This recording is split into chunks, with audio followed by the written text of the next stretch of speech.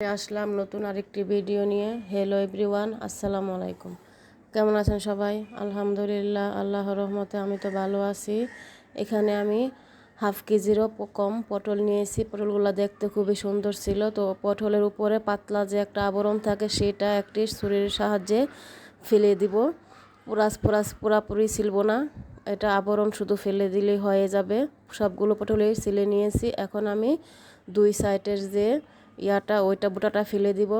বুটা ফেলে দিয়ে এখন মাঝখান থেকে একদম ফালি করে নিব। সবগুলো পটল একইভাবে ফালি করে নিব।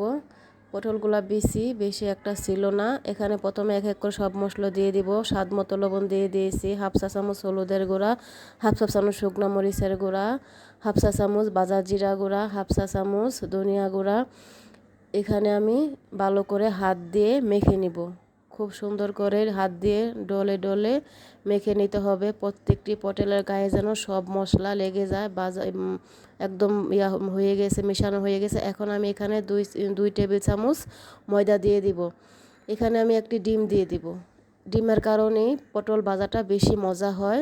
তো চেষ্টা করবেন এভাবে ডিম দিয়ে পটল করতে, ভাজি করতে। এখন আমি সবগুলো ডিম আর ময়দা পটল একসাথে মাখিয়ে নিব। একসাথে সব মশলার সাথে ভালো করে মিশিয়ে নিব বা মাখানো হয়ে গিয়েছে। প্রথমে আমি ফ্রাই প্যান বসিয়ে পরিমাণ মতো সরিষা তেল দিয়ে ভালো করে গরম করে এখন এক এক করে সবগুলো পটল দিয়ে দিব। লাল লাল করে ভেজে নিতে হবে। তো কার কার এভাবে পটল ভালো লাগে বা কে খেয়েছেন কমেন্ট করে জানিয়ে যাবেন। না খাইলে একবার হলো ট্রাই করবেন, খুবই মজার ছিল এভাবে পটল ভাজা। তো চারপাশে তেলগুলো একটু ছড়িয়ে দিতে হবে, সবগুলো পটলের গায়ে যেন তেল লেগে যায়। তো এক এক করে আমি সবগুলো পটলে উল্টে পাল্টে দিব। চুলার আঁচ বেশি বাড়ানো যাবে না, একদম কম আঁচে ভাজতে হবে, তাহলে পটল আস্তে আস্তে ভাজা হবে ভিতর থেকে।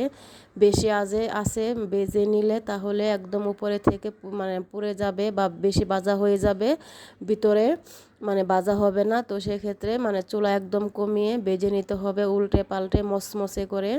খুব মচমচে হবে, ডিম দেওয়ার কারণে আর ময়দাটা দেওয়ার কারণে খুবই মজা হয়, মচমচে হয়।